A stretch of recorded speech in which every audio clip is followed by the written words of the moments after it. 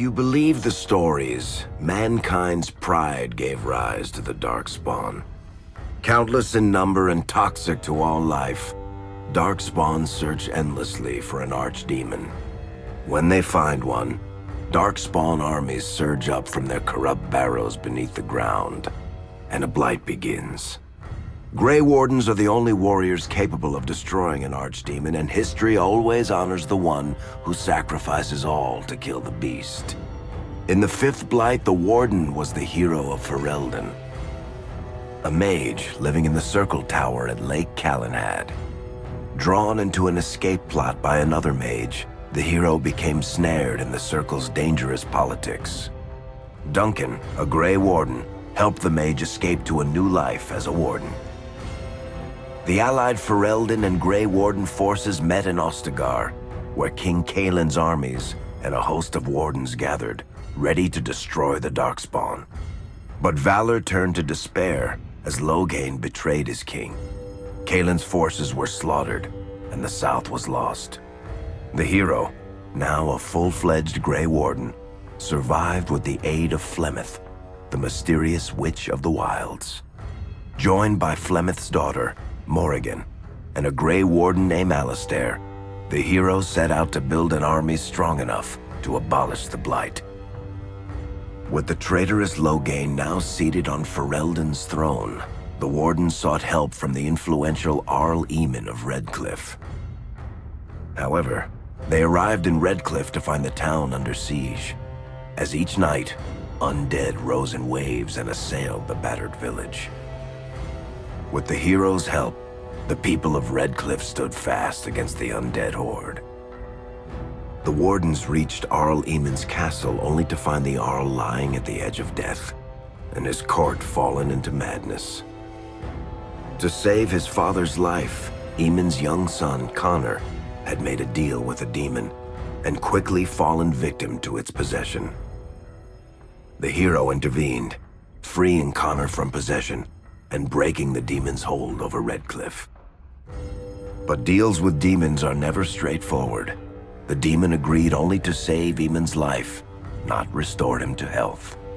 Arl Eamon needed a miracle to recover.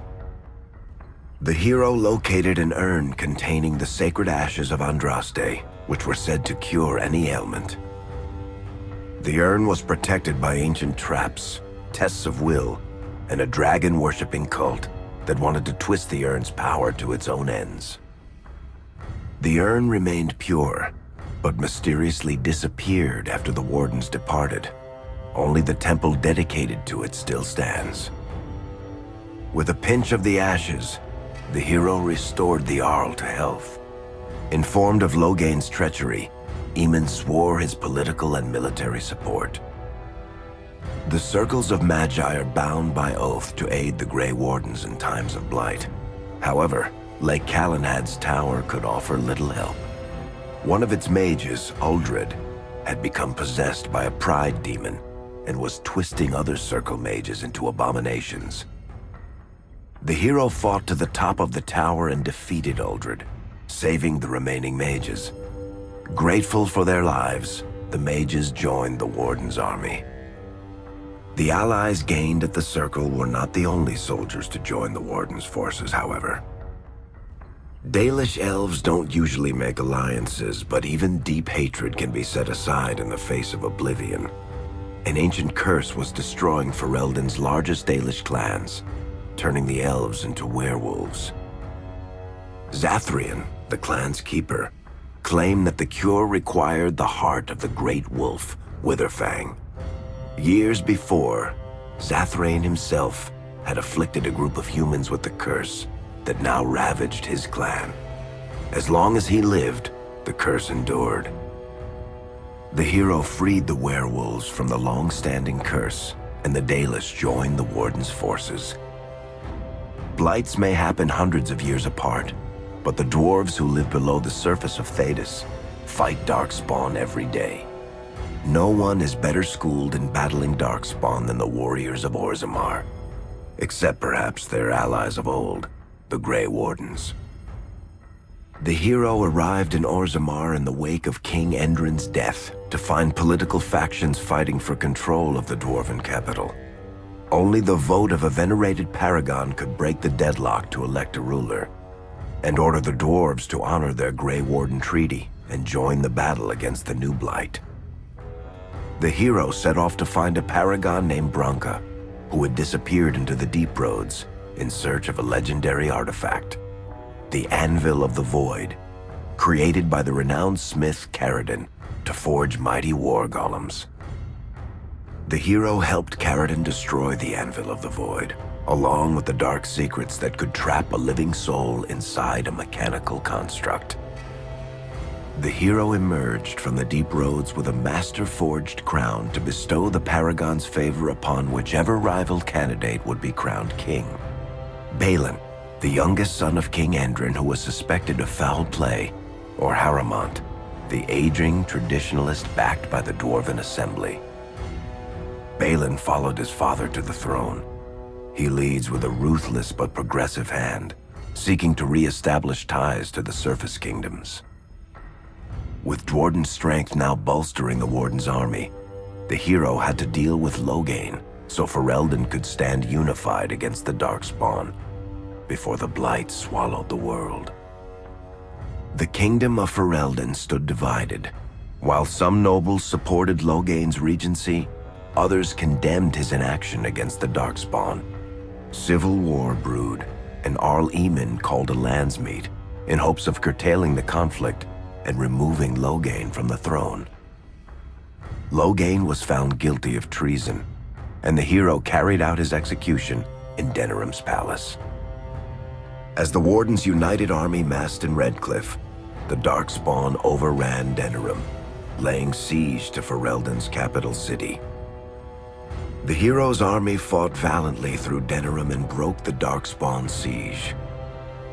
On Fort Dracon's highest tower, the hero's strongest allies fought alongside the Warden in a final heroic battle against the massive Archdemon. The Archdemon was killed without the sacrifice of a Grey Warden's life. With no Archdemon to lead them, the Darkspawn scattered. Most fled underground, still teeming in number and always seeking a new Archdemon to awaken. The shattered kingdom of Ferelden embarked on a long journey to recovery. In the Blight's aftermath, strong leadership was crucial. Alistair, King Caelin's half-brother, and Queen Enora, Caelin's widow and daughter of Loghain, joined in a political union. Together, they ushered Ferelden into a new era. Ferelden still stands, as obstinate and resolute as the Dog Lords ever are, but the events of the Fifth Blight loom over it as the nation rebuilds. For people across Thedas, legends of the hero of Ferelden remain the nation's brightest beacons of hope during its darkest times. It all began in Kirkwall, the fall of Knight Commander Meredith, the Kunari Uprising, and of course, the Chantry's destruction and the onset of Mage Rebellion. One person always stood amidst the swirling chaos: Hawke, the champion of Kirkwall. The Hawke family fled Lothering, refugees from the Blight. Leandra, mother of the champion, and siblings Bethany and Carver, hoped to find refuge at her family's estate in Kirkwall, far to the north. While Hawke had no magical abilities, the champion was at the heart of events that ultimately led to the Mage Rebellion. The Hawks escaped the Blight with the help of Aveline Valen, a warrior and family friend. It's said that the family was also aided by Flemeth, the notorious witch of the wilds. Hawke's brother, Carver, never reached the Free Marches. He was killed by Darkspawn while protecting his family. The family's first years in Kirkwall were difficult. Leandra's brother Gamlin had lost the family fortune. The Hawks lived in poverty, forced to indenture themselves in return for entrance to the city. To pay off the debt, Hawke was forced to work for a band of mercenaries. All the while, Hawke and Bethany did their best to hide Bethany's magic from the Templars. Opportunity eventually struck in the form of a dwarf named Bartrand Tethras, who was planning an expedition to the Deep Roads. It was a long shot, but with gold gained from the expedition, Hawke could free the family from its criminal creditors and further Templar scrutiny. Hawke met a rogue Grey Warden named Anders, who possessed detailed maps of the Deep Roads. These maps were crucial to the expedition's success. Once Hawke obtained them, everything else fell quickly into place. Bethany joined Hawke on the expedition. The siblings found ancient dwarven treasure and a statuette formed from a strange red lyrium. Tragically, Bethany fell victim to the blight that suffuses the Deep Roads and died in her siblings' arms. The gold Hawke recovered from the Deep Roads brought back Leandra's stately childhood home in Hightown. The Hawkes had barely settled into their new home when Leandra was murdered, a deeply sinister and twisted killing. Hawke hunted down Quentin, the blood mage responsible, but could not prevent Leandra's death. Leandra's tragic death was part of a critical problem facing Kirkwall. Rising tension between the city's mages, who felt increasingly oppressed, and Templars, who grew increasingly suspicious of their activities. Adding to the strain, a large contingent of Qunari had also established themselves in Kirkwall, much to the growing discomfort of the city's rulers. After their dreadnought was shipwrecked many years before, a group of stranded Qunari were allowed to remain in a cordoned-off area in Lowtown.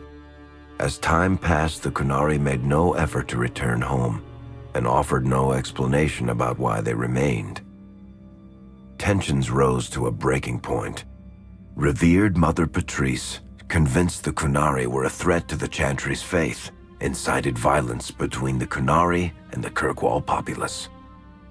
Hawke knew that Patrice would bring about unnecessary conflict.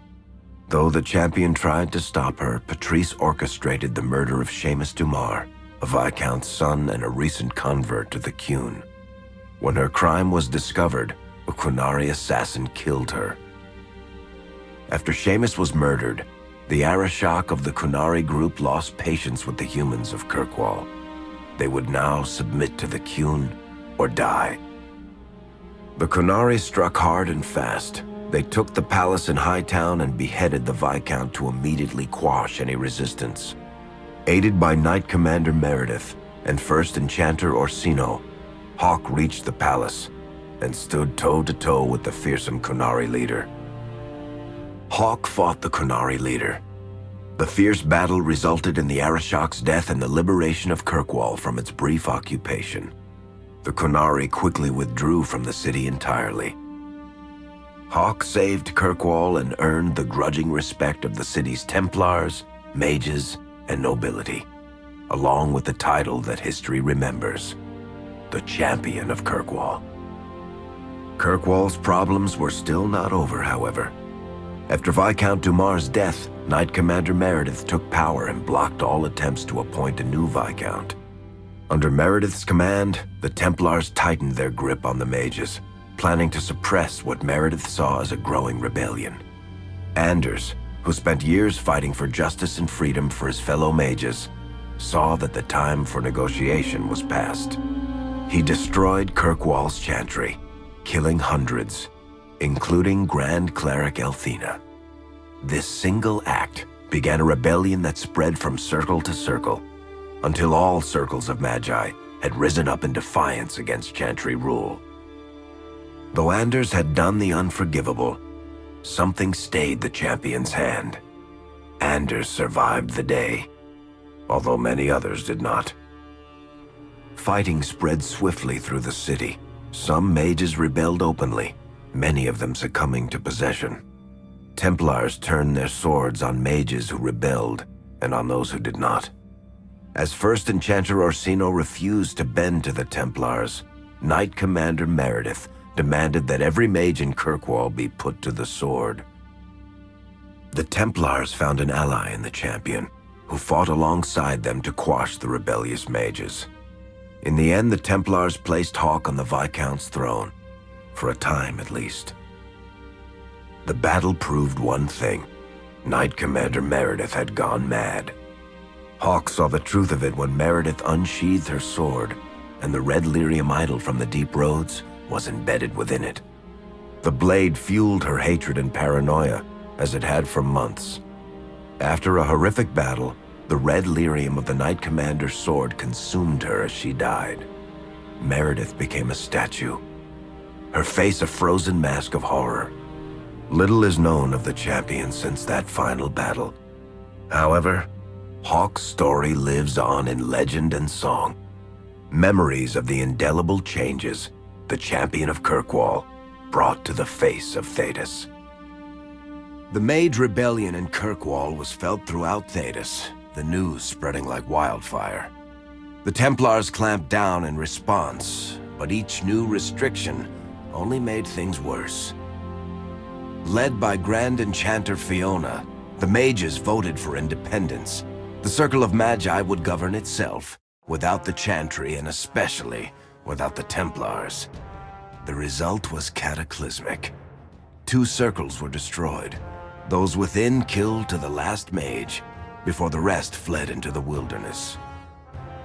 Perhaps the mighty Empire of Orlais could have intervened in the war before it began, but that was not to be. Grand Duke Espard began a deadly civil war against Empress Celine, vying for the Orlesian throne. The mages were offered safe haven in neighboring Ferelden, but the Templars followed, and so their battle spread across all of Thedas.